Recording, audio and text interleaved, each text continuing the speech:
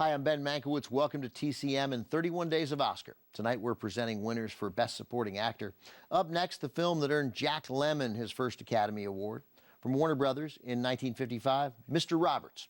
Henry Fonda reprises his Tony Award-winning role as the first officer on a Navy cargo ship during the final days of World War II. Mr. Roberts' fondest wish, don't pretend that's not clever, is a transfer to be more involved in the fighting. But the ship's captain, played by James Cagney, wants Mr. Roberts to stay put. Roberts is doing so well as first officer that he makes the captain look good.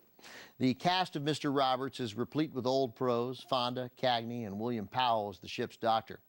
Lemmon was a comparative newcomer to movies, and he found himself intimidated working with the film's director, John Ford. But Ford paid special attention to Lemmon, giving him so many extra bits of business that Lemmon began to worry that the focus of the film was shifting away from Fonda. What Lemmon did not know at the time was that tension was simmering between Fonda and Ford, two old, close friends, over how Mr. Roberts should be played. The two men eventually came to blows. Ford actually punched Henry Fonda in the face.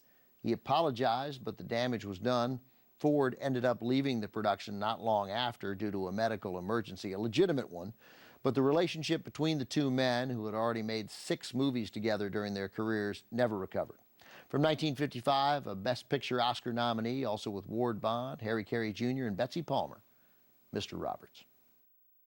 Jack Lemmon won the Best Supporting Actor Oscar as Ensign Pulver in Mr. Roberts. It was his first Oscar.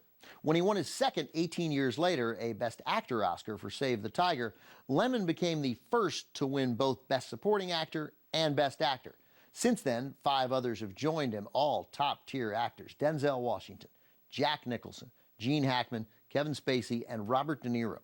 Lemmon had been working in front of the camera on television since the late 1940s, but he made his movie debut just the year before Mr. Roberts in It Should Happen to You. Lemmon used an unusual trick to catch the eye of director John Ford to get cast in Mr. Roberts. Lemmon had a friend who worked for Ford and arranged for the friend to tack footage of Lemmon onto the daily rushes Ford was watching of The Long Gray Line. That was the movie he was shooting right before Mr. Roberts. Ford asked who the young kid was, and the story goes that to seal the deal with Lemmon, Ford spit into his palm and instructed Lemmon to do the same, and then they shook hands, Deadwood style. Up next, another John Ford picture, the movie that made Hollywood stand up and take note of John Wayne.